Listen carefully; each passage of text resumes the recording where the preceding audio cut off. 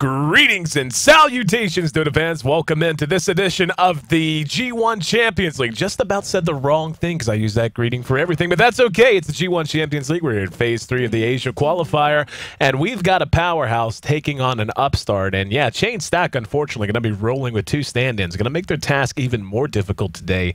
And what a task it's going to be. Zenith rolls into play today, a team on a roll, to put it mildly. The Juggernaut squad from Southeast Asia has absolutely eviscerated every obstacle in front of them to the tune of a 9-0 overall series record and an utterly unthinkable 13 consecutive games won just here in March. And that includes their latest 2-0 win over DK, which, to be honest, they seem to have no trouble picking apart their opponents.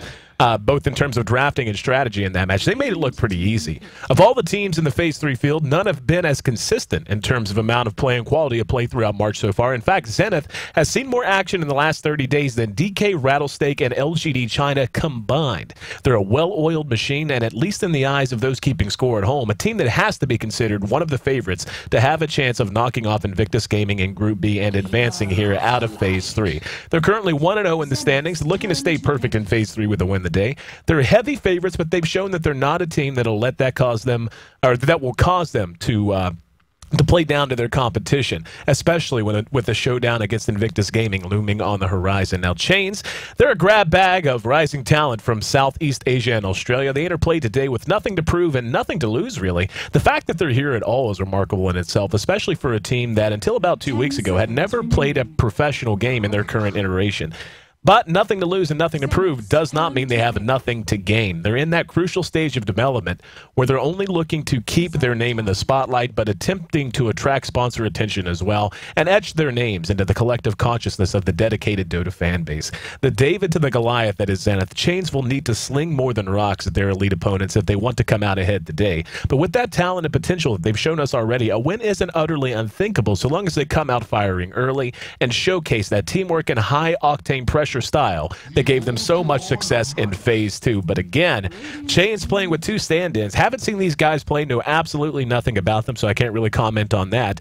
But when you're taking on Zenith, it's not usually going to be the best day to be shaking things up with their lineup. We're going to see, though, if they can somehow find a way to make it work for them. Looking at the bans and the picks so far, we can see Bat and Nyx banned out by Zenith.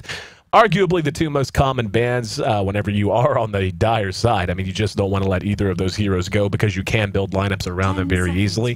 Chain Stack wisely banning out the Lone Druid and the Lifestealer. I actually saw Lone Druid lose again the other day. But up until now, I mean, Lone Druid has probably more than any other hero in the last 2 months seen his stock rise so incredibly high compared to where he was considered to be in terms of, you know, quote-unquote tier list so far as heroes.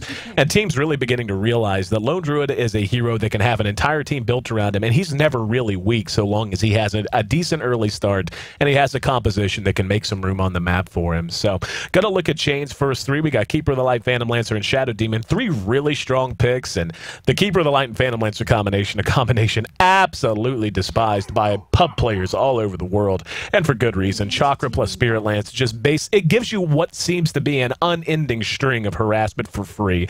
The ability to just run opponents out of lane, burn through their regen very quickly, very efficiently early on.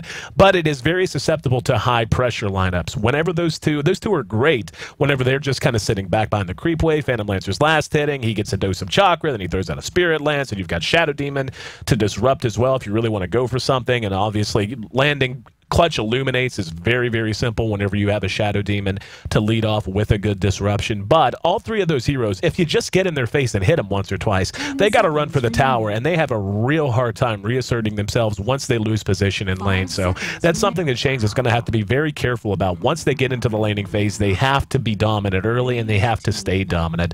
On the side of Zenith, we see Magnus, Rubik, and Gyrocopter. Now, Magnus and Gyrocopter is a particularly lethal combination for no other reason than Empower works really well on Gyro in every single stage of the game just because of Flak Cannon. Flak Cannon is one of those abilities, and depending on how the Gyro wants to build, seeing the Magnus come out tells me that we'll probably see Gyro skip a BKB or at least delay it, and instead go with a much more damage-oriented build. A Shadow Blade, perhaps, just get up some drums for some survivability, then go straight to, again, a Shadow Blade, get up a Demon Edge on your way to potentially an MKB or a Daedalus or whatever you want to do. And you can have those items up pretty early on Gyro, so long as he has a little room to operate. Then you stack the Empower on top of that high base damage that he will already have once he begins to fill out his inventory, and you've got supports like Keeper of the Light and Shadow Demon. And even though those are two supports that like to hang around the periphery of the fight, are usually not dead in the center of the action, the 1,000 range on Flat Cannon is really long. The distance that he can hit those supports from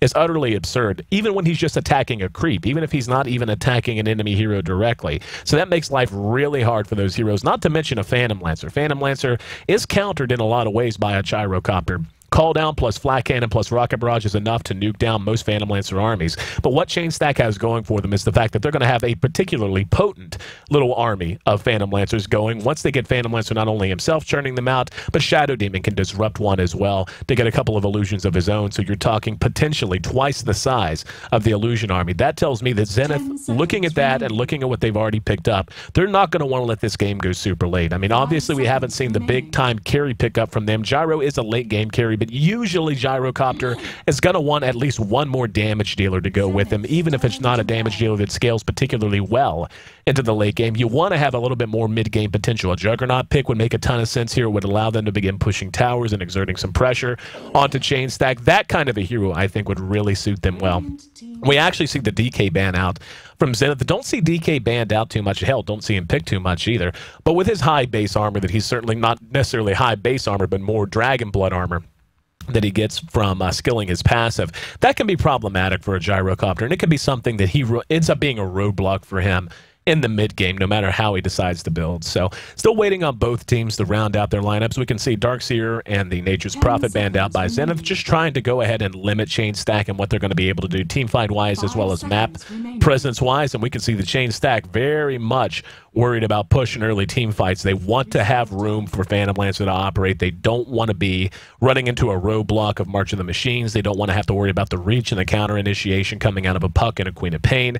So just trying to find themselves a stable point in the mid-game. And just looking at those bans, that tells me that the Chains is worried about the mid-game potential that Zenith is already showing us. So haven't talked a whole lot about Zenith's lane so far. Rubik, more than likely going to be paired up with a Gyrocopter. Telekinesis just makes it so very easy to get Gyrocopter in a good position to pour out the full damage amount that comes from Rocket Barrage when he is isolated against the single target. And it really is just an absurd amount of damage that he can bring to bear. 690 magic damage on one target if he can find himself in that situation once it is maxed out. So Rubik plus Gyro plus one more likely to be our tri-lane. Clockwork will be the pickup from Chains. That just screams a long lane.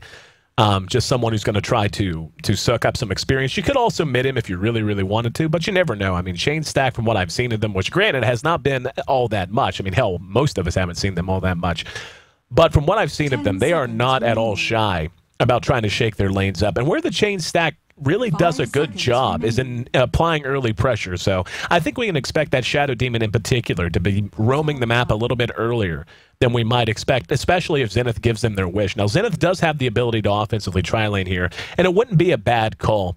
To tell you the truth, what they could do, if they feel fairly confident about any remaining mid matchups, they can mid the Gyro, and there's the Juggernaut pick. I had mentioned the Juggernaut would work really well with this lineup. I think that's a fantastic pickup. They can mid the Juggernaut or the Gyro, but now with the Juggernaut there, the Chain Stack has to be very, very wary of an offensive tri-lane. Rubik plus Juggernaut and plus a Gyro even, and that's something that I don't know that I've ever actually seen, a Jugger and a Gyro both in an offensive tri-lane, with the Juggernaut probably taking the last hits in the support and the Gyro in the support role, or they could simply split the last hits. But I mean, it all depends on what they want to do. They have so many options available to them. 3 of their 4 heroes can mid.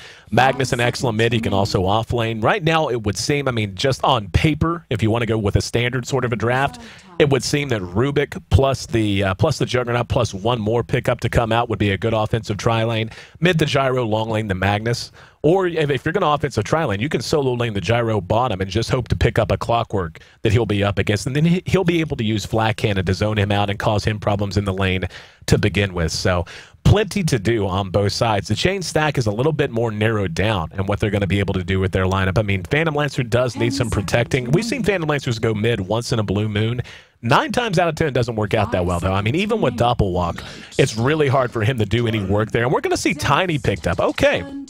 Now, how they're going to lane this is a bit of a mystery, really. I mean, they may solo lane the Tiny. Expect to have him up against a Clockwork, Gyro as a support, Juggernaut and Rubik and an offensive tri-lane and Magnus mid. That would work out quite well. The Chain Stack did round out their lineup with the Night Stalker, so I think they're pretty much going with the chalk here. Night Stalker mid, tri-lane of Keeper, Shadow Demon, and Phantom Lancer with Clockwork in the off lane. But seeing that Clockwork in the off lane was really key for Zenith, and I think that's why they picked up the Tiny here. I mean, Gyro, Jugger, or Tiny could wind up soloing that safe lane, just because they are pretty confident they're going to be up against the Clockwork, and Tiny should not have a ton of freedom there. So, waiting for everyone to select their heroes. Nope, we're going to jump in the game. I was going to thank everyone for being here, but you know what? I can do that anyway. Thanks to you guys for joining us here on One More Game TV. Too, if you're just tuning in, this is game 1 of this best of 3 between the Chain Stack and Zenith here at the G1 Champions League Asia Qualifier. And we can see, I love this, by the way, our little Hexapus beginning to get his nice little sparkly effects as more and more games are played, more and more games are viewed and observed. So awesome, so awesome. If you like the Hexapus, like the way it looks, and you wish you had one of your own, make sure you pick up your G1 ticket. Also comes with a lot of great Dota games. I mean, there's that. But I mean, who buys tickets for Dota games? We buy them all for the couriers. We all know that. We'll wait for the lanes to take shape, and while we do, I will run through the lineup, see who's playing on who. Risk, the captain of the Chain Stack, the Ayesee, will be handling our Clockwork this time around. We're going to have Minerva playing on our Keeper of the Light, Phantom Lancer, played by the eponymous Chains. Then we'll have Shadow Demon, handled by OD. He's going to be one of our 2 stand-ins today, and our second stand-in, Chibik's, going to be playing on our Night Stalker, who's setting up shop in mid so far. On the side of Zenith, we've got Freedom handling our Tiny. We're going to have Rubik handled by Ice. Magnus will be played by NWP, also known as Yamate. Ice will be handling Ice Cubed, if you're keeping score at home. Will be handling our Juggernaut, and Gyrocopter will be played by XY. So, still waiting to see what they're going to end up doing with their lanes here. NWP in mid, I don't think that's too big of a surprise. And they may actually dodge this. And we see a lot of movement out of both sides right now. Minerva's actually going to go ahead and be making his way towards top. Risk is there for the moment. Want to keep an eye on him. And they are going to dodge this. This is surprising to me. Genuinely surprising. The offensive trialing potential that Zenith had here, and the ability for that tri-lane to really do a good job in the face of a Shadow Demon, a Keeper of the Light, and a Phantom Lancer is really through the roof. And they may still end up switching this up at one point or another. For now, the only thing set in stone is our Magnus versus Night Stalker here in mid. And yeah, looks like they are just going to settle into this. So right now, they've got the Gyrocopter farming, and they've got Tiny actually playing back and stacking and pulling. I don't know that I've ever seen this. I've been casting Dota for a year, more than a year. And I don't know that I've ever seen a support Tiny like this. Maybe some of you have. Maybe it's I'm old to the party. Or late to the party, I should say. Tardy to the party. There we go. There's the more orally pleasing way to say it. But, yeah, I'm positive. I have never, ever seen this. I've seen Tiny played in a variety of ways. Seen him built every way under the sun. I've seen Tiny's pick up Battle Furies before, you name it. But in a professional game, I've never seen a straight-up support Tiny like this. Now, we are going to see a disruption on Ice, but again, just the safety belt that a Blade Fury gives him means that he's going to be able to not really have to worry about dying so long as he doesn't play too far forward, so long as he doesn't get too chest out about it. Risk doing an okay job sucking up some experience, all things considered. He's halfway to level 1, right about on par with Rubik. Here in mid, we can see Magnus versus the Night Stalker now. This is a matchup that should be favorable to both squads. I mean, Chibik should have no problem finding his farm here against Yamate, and Yamate equally should have no problem finding his own ability to get some gold and a suck-up experience. Really is no reason why either hero should struggle a ton, and we should see that. I mean, we can already see 7 and 7 on both sides in terms of CS. A couple more denies for the Magnus, but, you know, whatever. I mean, unless that mounts up into the double digits and Night Stalker's not doing anything back, and we actually see Chibik's dodging that. They both looking to get the 2-minute rune. It is going to be spotted out at bottom. OD picks up the regen. And in the meantime, Ice is actually doing an excellent job, all things considered. This is just the strength of the hero. And what I was talking about, so far as his safety net, that is the Blade Fury. He can play a lot more far forward. He doesn't really have to worry about getting busted with a big Illuminator or anything, so long as he has some kind of vision. And we can actually see the counter warding already coming out from Minerva, as he did get the ward down and block the creep camp. But he's already just about level 4, which is fantastic for it to be 2.5 minutes in. And he's actually getting a decent amount of last hits, too. He's got 5 last hits. So, I mean, that's not the most gold in the world and certainly not going to turn the game. But to have that extra 250 or so gold at this stage of the game really is excellent. We can already see he's got his tier 1 boots, as well as enough for a TP scroll if he really wants to pick one up. In the meantime, this tri-lane out of Zenith continuing to just churn along. Our gyrocopter is on the board in terms of farm, but Magnus right behind him, Phantom Lancer not far behind either, so very quiet all over the map. Now, let's start talking about what's going to happen when the laning phase begins to break down. When you look at the chain stack, they have a lineup that is built to do what I said was going to be key for them, and I stick by that. If Chains wants to have any chance to win this game, they're going to have to play very, very aggressive in the later stages of the early game and on into the mid game. And they're a team who knows how to do that. We've seen them do it very well in a number of instances throughout the G1 Asia qualifiers so far. They know how to put the pedal to the metal. They just got to make sure that they don't let up on the throttle at all once they start. If they get a kill lead, they need to ride that for 20 minutes or more and try to get a win in the mid game. The reason for that, Zenith is going to outgrind them. There's absolutely no doubt about it. Zenith, one of the best teams on the planet, under the best of circumstances, a team that's extremely difficult to compete with in the late game, just because of how consistent they are with their mechanics, how consistent they are with their communication and their movement. But when you're playing with two stand-ins, especially, as is the case with Chains today, they're not going to get a win here today by getting into a 30-40 minute grind it out, let's go 5-on-5 Dota at 45 minutes into the game, sort of a game plan. That's just not going to work for them. And they've drafted to have a lineup that is going to be viable in the mid-game. So, talking with that in mind, taking a look at the Phantom Lancer, I would be really surprised if Phantom Lancer didn't just go straight up drums defusal hard. And here in mid, yeah, we're going to have Chibix most likely picked off. And that's just good movement again that I was talking about out of Zenith, showcasing it there. No escape mechanism on the Night Stalker in the early parts of the day, and that just really neuters the Night Stalker's potential moving through to the first night, which will be upon us in about 90 seconds or so. In the meantime, Zenith is going to go ahead and dive out Risk, and this is really what Chains can't afford to have happen. They've now given up First Blood. They've now given up 2 heroes. And this top tier 1 now going to be under massive threat. We're going to see Keeper of the Light make his way over here. He's got 2 points into Illuminate, so he is going to be able to ward this off before the towers drop anytime soon. And that is one of the inherent strengths of Keeper of the Light, is he does give you a very, very stable anchor. If you want to just keep towers up, you want to dedicate just him to trying to keep a lane standing. But this isn't something Zenith is going to let up. They've already got the tower down to tier 1. Now here comes the reaction out of Risk. He's rejoining the Keeper of the Light now. But it's only going to be a minute or two if they continue to put pressure on like this before it drops. Now, this Tiny is really the intriguing hero on the map to me. Because, again, I've never seen a Tiny run in a support role like this. You know, just a flat-out, literally, flat-out stack and pull. We're not going to worry about giving you any farm priority for the first few minutes of the laning phase at the very least. And Ice now with Omni Slash. And, yeah, I mean, we can just see how chest out he's playing.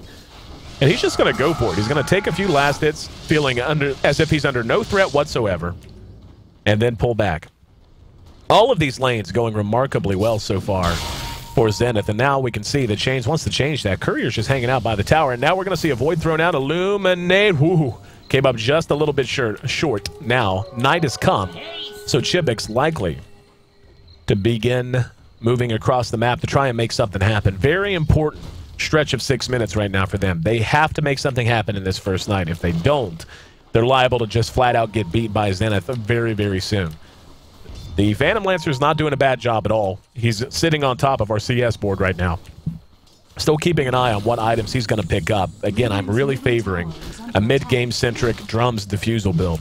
Skip the Ring of Aquila completely. I mean, what do you really need it for if you have a Keeper of the Light around to chakra you back mana anytime he can? Yeah, not a single point put into Doppelwalk, by the way. And that's, of course, a product of it being a tri-lane versus just a solo lane, but also indicative that he wants to fight. He wants to be ready to push towers a lot earlier, and is even willing to die once or twice if needs be when he shouldn't, just to make that happen.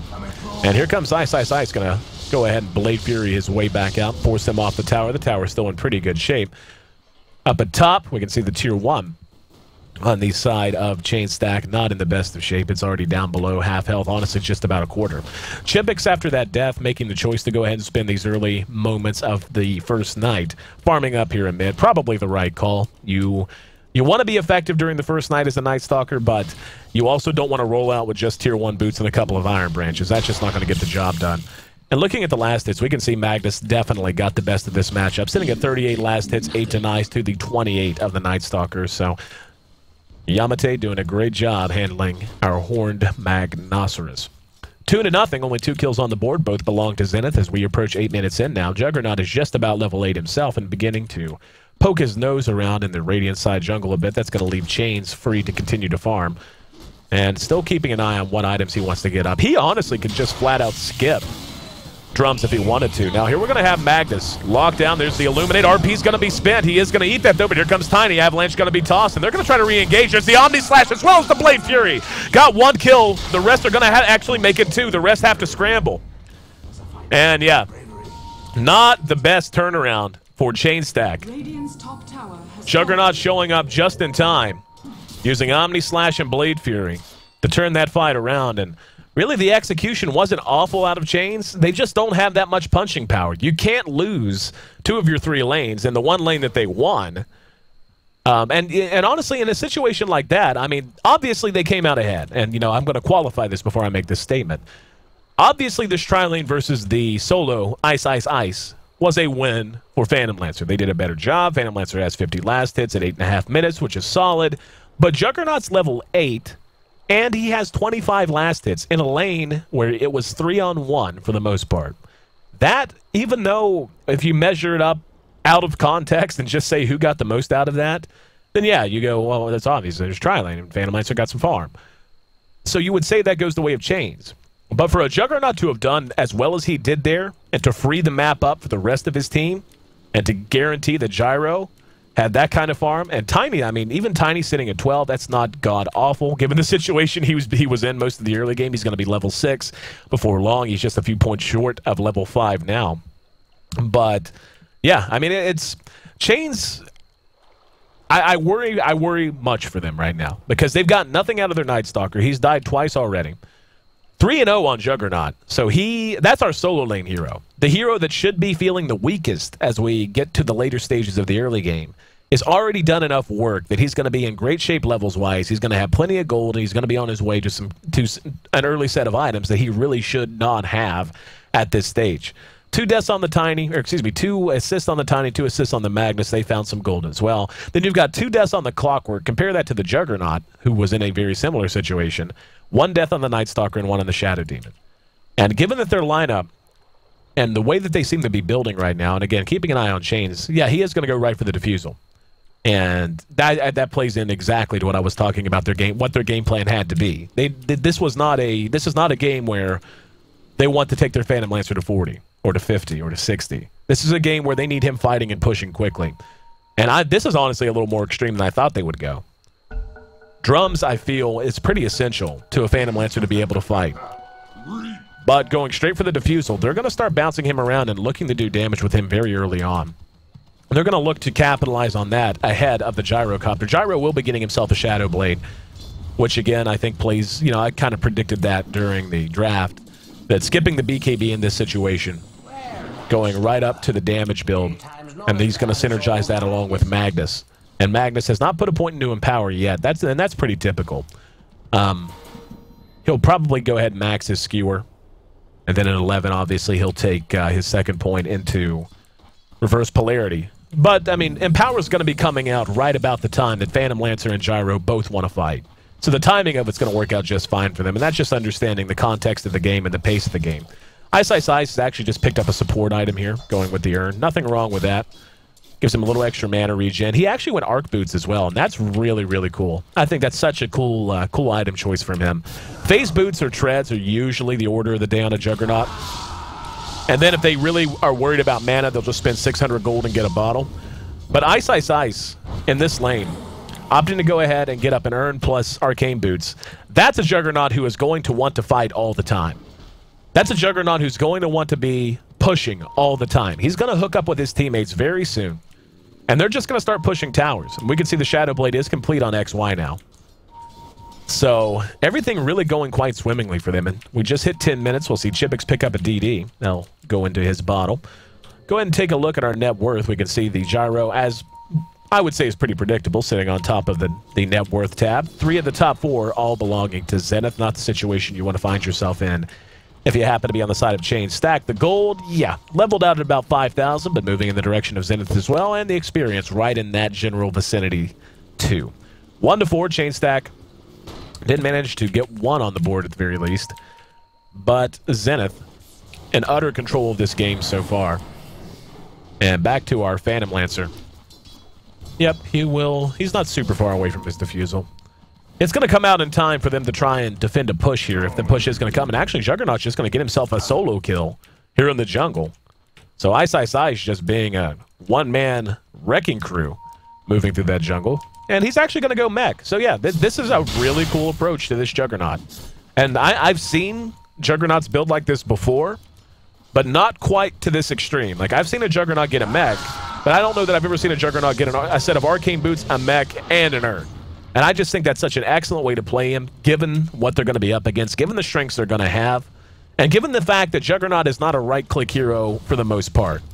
Juggernaut can carry with an immense amount of farm. I mean, he's got Blade Dance, and, you know, the crit that comes from that does give him some late-game potential and what have you. But most of Juggernaut's usefulness... Oh, hold on. Risk's going to be telekinesis. Here comes Magnus, and Magnus just... Yeah, Yamate just kind of boned that. He really had a chance to hit a skewer there, but... Instead, just eats a cog in the face, forced the man himself back up. Chibik's now being pursued out. And Chibix is probably dead. Actually, there's no probably to it. Chibix is super dead. So Zenith improves their score, make it 6-1 now. And the Night Stalker pick not exactly going in their direction. You pick a Night Stalker right now, you want him exerting his influence on the map. You want him being scary. You want him being a hero that makes the enemy feel very uncomfortable if they're not up under their tier 2s, or if they don't have wards, or excuse me, not up under their tier 1s, or if they don't have wards all over the map. And right now, I mean, look at the warding coming out from Zenith. They have one right here. A very situational ward, to put it very, very mildly. And they are just not worried at all. They're playing fearless. Look where XY is, for example. I mean, now that he has a Shadow Blade, that obviously gives him a little bit more security. But just not feeling any pressure whatsoever. And that comes, again, from solid laning. Lanes going a lot better than they should have in a lot of regards, mid and bottom in particular. But, I mean, what else can you expect whenever you have a team, a very talented team, who, and I'm sure playing with 2 very talented stand-ins today. But Chain's nonetheless playing against one of the best teams on the planet with 2 stand-ins, and they were a squad who, not exactly the most experienced squad in the competitive environment to begin with. Back to our Tiny, he's picked up a set of Arc Boots as well. And he's level 7, about to be level 7 anyway. But this is not the situation that Chains really could afford to find themselves in at all. Chains needed to take control of this game early. They drafted a lineup that would give them the chance to take fights early. And here we go. We're going to see Ice playing real aggressive. Now we're going to have a quick pause from our Tiny from Freedom. So we'll wait for everything to resume. It looks like, yeah, we did have a disconnect on the Shadow Demon. So anyway, thank you guys for joining us this morning. You're on One More Game TV 2. If you're just tuning in, we are 13 minutes and 20 seconds into Game 1 of this best of 3 between Chain Stack and Zenith. Zenith, a team that, I mean, they're just, I don't know that there's any team performing better than they have in the last 30 days. And I mean that globally. I don't mean just in this tournament or in this phase. Their record speaks for itself. They're 9-0 in terms of series, in terms of individual matchups, and they're 13-0 in games. And that includes a 2-0 blanking of Team DK just the other day. So Zenith, quite the obstacle for Chains to try to get past, but doing their best nonetheless, and despite being short-handed. As it stands, though, 6-1, and that gold graph continuing to slope its way downwards. Still a bunny slope, hasn't quite become the black diamond yet, but with a lineup like so, hang on, we're going to have an RP spin and a skewer back. That's going to be NWP brought back, and yeah. Or, excuse me, NWP bringing him back, I should say. The Phantom Lancer, the one picked off. And that's... There's only so many ways to say it. Everywhere that Zenith is executing, they are making me say the words, that's not something Chains should allow to happen. And with the Phantom Lancer playing that far out, Chains the player, not the team, on the bad side of Wrath from there. And it looks like we are going to have a BKB come out from XY. And this is very solid. In the meantime, we will have a dive at bottom. So Zenith just taking kills absolutely everywhere on the map right now. And they're just TPing right back in to give it to them. And here we go. Ice rushed in again. Eats a Spirit Lance in the meantime, but immediately has down his healing ward. Here in mid, Zenith going to work on the tier 1. Should have no problem bringing it down. Radiant's middle tower has fallen. Taking a look at the items. Haven't really had a whole lot of time to talk about it. The items, we can see the Blink Daggers up on Magnus. We've got our Arc Boots on the way, or already up on our Tiny. Possibly looking to go drums next. In fact, I would say that's what he's going to be getting, as he's gone Robe of the Magi. And, yep, the Illusion, the Doppelwalk from Chain's going to keep him safe for the moment. Now, Chains did complete his Diffusal, so they have that going for them if they can get a nice fight. And by nice fight, I mean they need to be outnumbering their opponents. Unfortunately, Zenith, again, showcasing why they're one of the top teams on the planet. Their movement, their decision-making is just solid. They're in the right place at the right time, and when they do have a hero out by himself, like XY is right now, they're applying pressure elsewhere to try and draw attention away from him so that if he is gone upon, they're going to be giving up something in the process. And speaking of something in the process, going to be a tier 1. A lot of Arc Boots up on Zenith. We got 3 sets just right here. And mana, certainly not going to be a problem at any stage. Looks like Chains wants to go ahead and try to get a Reprisal Tower here in mid. The TP's immediately going to come in, though. The Illuminate's charging. They're going to try and melt this down. The tier 1 bottom does melt in the meantime. And here comes the call down. XY just going toe-to-toe with Chivix. And now, oh, Yamate going to catch him with the reverse polarity. Shockwave follow-up. And the dust is going to go off. In the meantime, here comes Ice to clean house. 3-0 the trade. And XY walks away with less than 10% of his hit points. But 1-11. Zenith in control of this game. And so far, Chains just scrambling to find something they can do. We can see Phantom Lancer's now picked up a Bracer. He might be getting a set of drums for himself. Getting the Diffusal before the drums, I mean, it's not the biggest deal in the world. You see a Diffusal come out first, though. It means he wants to start using it to fight at towers a lot quicker. He wants an item that's going to allow him to throw out a Spirit Lance and his Illusions to start chopping away at mana on what he views as mana-hungry heroes. But as mentioned, I mean, what value is a Diffusal against a team that has 4 sets of Arc Boots? They seriously have 4. Juggernaut has a set, Magnus has a set, Rubik has a set, Tiny has a set. Mana is not going to be a worry for Zenith at any point in this game. And now Ice picking himself up a point booster, possibly on a way to an Axe. And again, that jives with what I was talking about. Juggernaut having carry potential, but really when you pick a Juggernaut, you pick him for his innate skill set, not because you expect to right-click carry with him late. Getting an Axe just makes that innate skill set much better all around. Gets more jumps, obviously. And allows him to be relevant much later into a game if the game does go late. And XY, in the meantime, going to start laying into the tier 2 top. We've got a Skewer down here at bottom, and Chibix, wrong place at the wrong time. Another pause going to come out as Ice seems to... well, he paused. I was going to say he seems to be having a problem, but hopefully all is well.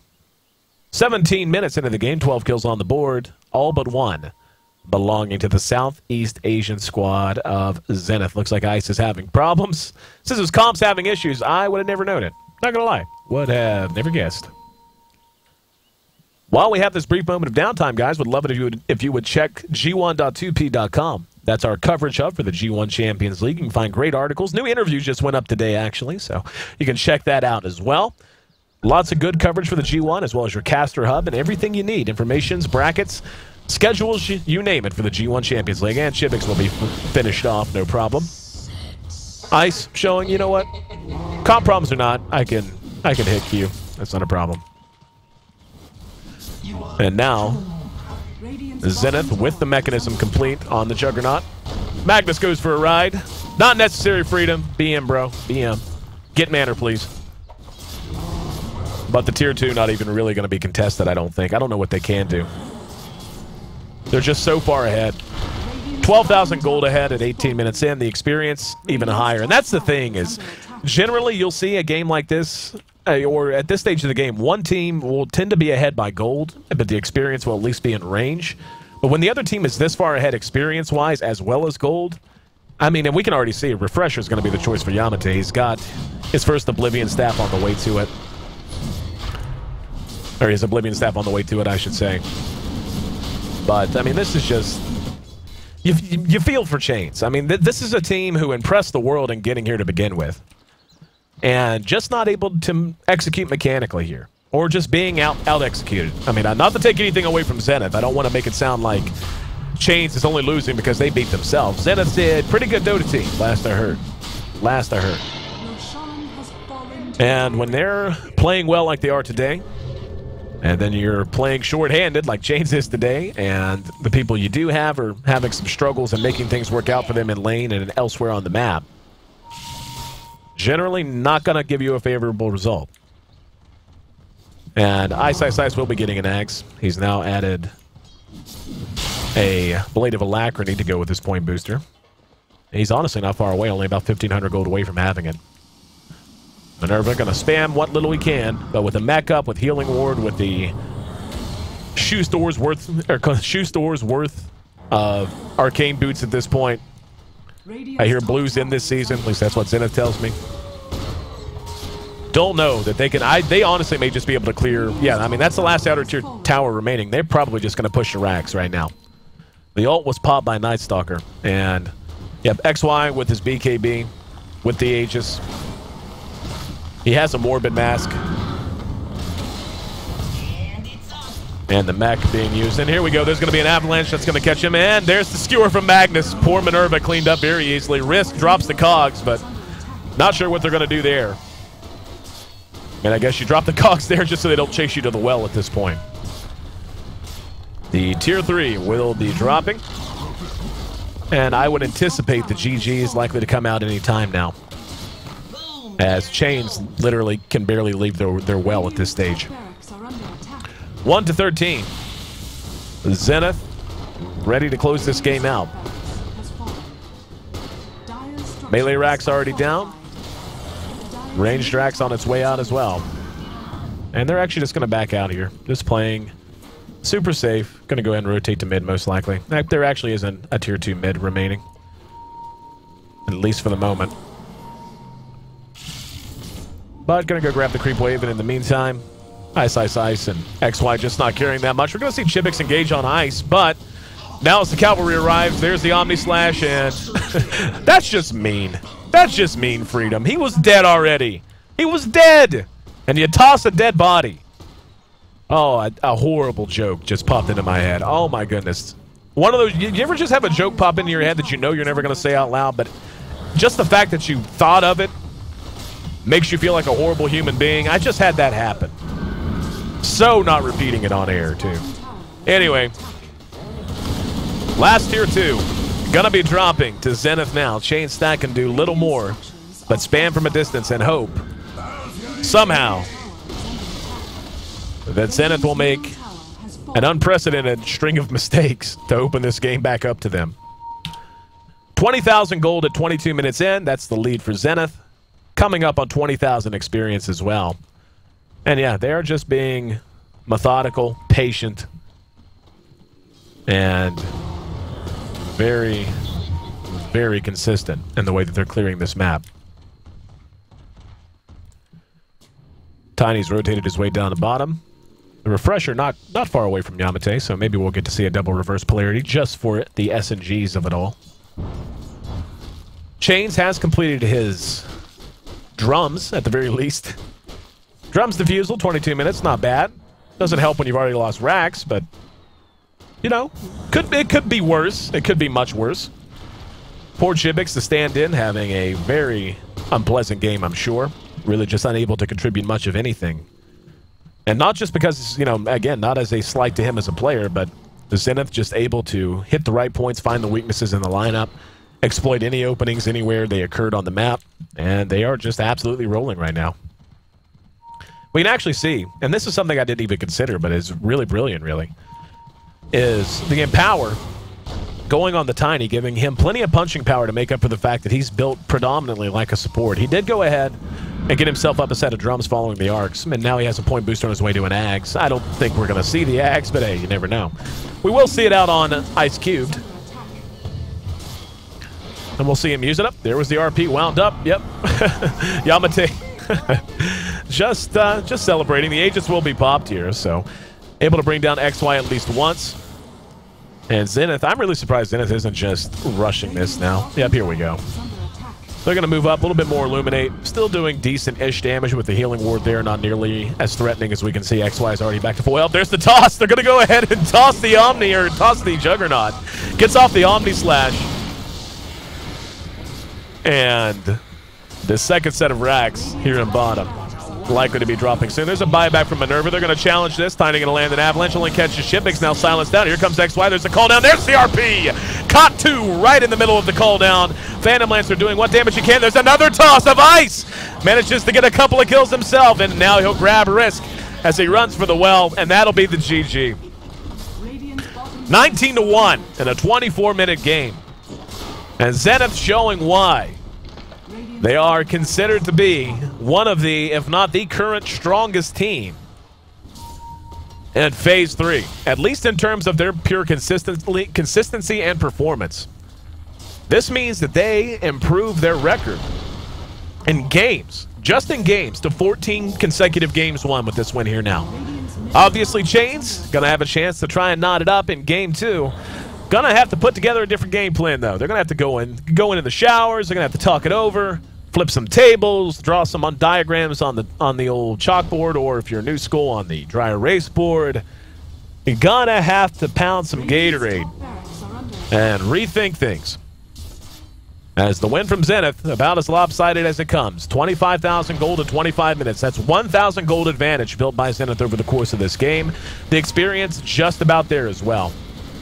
And we can still see our Night Stalker continuing to be chased, and he will be cleaned up now. As we wait for the Ancient to explode, once again, I want to remind you guys that you can find all of your information about the G1 Champions League over at G1.2p.com. Great interviews, great articles and write-ups. If you want to take a look at the groups, take a look at the format, take a look at our schedule, so on and so forth, you can find all that info, as well as your broadcaster hub. And if you're the social type, you can communicate with us, and by us I mean the casters and such, all in real time via Twitter on G1.2p.com. Would absolutely love to hear from you guys in between games. Always try to respond as much as I can. Would love to have you as a follower as well, so you can follow me on Twitter at Ayesee, or if you're not into following folks, you can at least drop me a line via G1.2p.com. The Ancient now, on his last leg, should be cleaned up momentarily. And down it goes. Zenith rolls to a very impressive sub-30-minute win, 26-4. The final kill score, 26 minutes, 20 seconds, the official game score. And Shane Stack, who turned heads in Phase 2, had their world flip turned upside down by Zenith here in Game 1 of this Best of 3. I'm Ayesee. Thank you for joining us here on One More Game TV2. Game number 2 of this Best of 3 heading your way next. Make sure you stick with us. And again, G1.2p.com for all of your info updates and to say hi to me live via Twitter. See you in just about 5 minutes.